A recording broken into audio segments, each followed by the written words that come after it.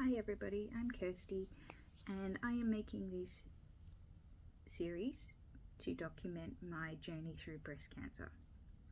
From diagnosis, which was months ago, and I'll explain that in a minute, to surgery, treatment, everything that's going along with it. There'll be videos that document the highs, the lows, the good, the bad. I don't want to hide anything because I think it's important for people to see what this journey is like for people going through it, not just breast cancer, any cancer. So that is what this is for. So before I get started, I am 38 years old. I've literally just had my birthday in January. I have 4 kids. I'm married. I have a good life. But breast cancer does run in my family. I still have to do my BRCA test, but that's down the track. So what happened was, last June 2023, I found a very, very small lump in my armpit, my left armpit. Didn't think much of it. It's literally the size of a grain of rice, so I didn't think much of it. I've had lumps there before. They ended up being ingrown hairs or abscesses and they went away. So I'm like, yeah, that's just what it is.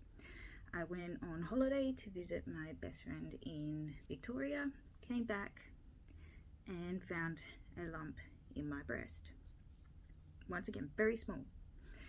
Didn't think much of it. I've found lumps before and they've turned out to just be benign cysts, and women will know that that happens. So I didn't think much of it. But I did go to the doctors in July and my doctor felt the one in my armpit and she goes, I think it's just an infected gland. We'll send you for an ultrasound. And then she goes, have you found any other lumps? And I explained, yeah, found one in my boob. And she was like, okay, I think you need a mammogram. Being 37 at the time, it's very unusual. Does happen, but very unusual to have a mammogram at 37. So people who know me know that I have ADHD. So I saw my doctor in July and I put the referrals away and it wasn't a priority. It wasn't a priority until November 2023 when the lump in my armpit went from this big to, like this big. It was noticeable. You could feel it. So I went for my ultrasound and my mammogram and my doctor calls me and she says, I need you to come in. I'm like, my heart sunk. I knew there and then what it was. And she goes, I think it's breast cancer. We need to do a biopsy of it. So I did the biopsies and they didn't get much sample from these biopsies. But they did get enough for it to come back malignant. So I was referred to the breast clinic at Royal Perth Hospital. For anyone who doesn't know, I'm in Perth, Western Australia. And I did so many biopsies, so many tests. It was exhausting. But in the end, I was diagnosed with stage 3 invasive ductal carcinoma. They found 3 lumps. The one in my armpit was 7.5 centimeters. Then they found a trail, which was 7 centimeters, which extends from the nipple to the chest wall, which is dangerous all on its own because you don't want it invading your chest wall.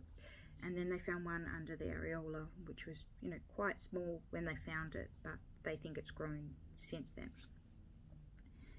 And then they said, okay, you'll need to go and see the surgical oncologist. Was priority 1, which means, within 30 days. But at that time it was Christmas, so I wasn't expecting that 30 days. 2 months later, I got a phone call. Can you come in to see the surgical oncologist? Yep, not a problem, except the day that they wanted me to come in was my 38th birthday. We went in, met the surgical oncologist. She's absolutely lovely. I knew what I wanted right from the beginning. And And going in there, I was prepared to fight her. And my husband Lyle was there to advocate for me, because sometimes it's hard for me to do that, advocate for myself. And she apologized. They'd actually lost my file, which is why it took so long. She apologized for that. It's okay, you know, it's like cancer doesn't wait, but it happens. They're going to investigate, apparently.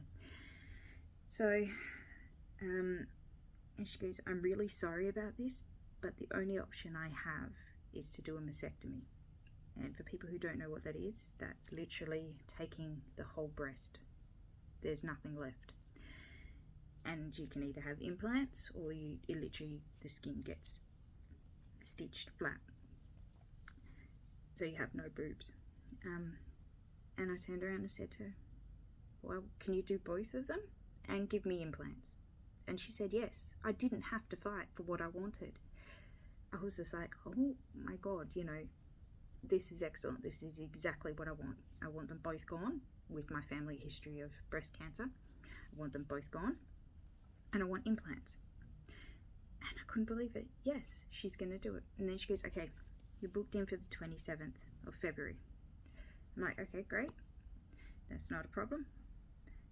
And then I had my pre-admissions appointment last week. And on the way home from that, they called me. And the nurse is like, your surgical date's been moved forward. It's now on the 13th of February. So 2 days from now, I'm going into surgery. It is 4-hour surgery. 4 hours. Then 5 days in hospital, minimum 5 days, and then 6 weeks bed rest. And I'm going to have drains and tubes coming out everywhere. It's going to be scary. And they're also going to do a lymph node clearance, which means they'll take out the lymph node. And that can cause problems down the track. Fingers crossed it doesn't happen. So I'm scared, nervous, excited, but hopefully this series can shed some light on everything.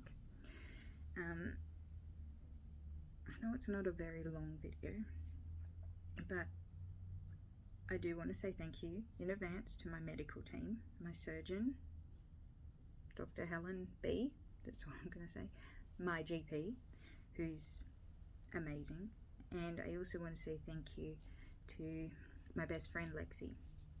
Lexi has actually set up a GoFundMe account to help us afford the cost of chemo, because in Australia, if you don't have health insurance, chemo isn't free. It's between $5,000 and $10,000 for a whole treatment, and then there's also radiation. So she has lovingly set up a GoFundMe, which will be in the section below. I'm new to this YouTube thing. So the link to there will be below, and if you feel like donating, thank you. If you can't or you don't want to, completely fine. It is up to you. I am just thankful that it's there, and every little bit helps. And I also want to say thank you to my husband, because he has already had to deal with my craziness, and now I feel like the world's biggest burden to him. So Lyle, I love you. And I know you'll be watching this anyway. If you want to see more updates, you know, they'll be coming, maybe not every day, but as much as possible. And please send lots of loves our way. We could do with it. Bye everyone.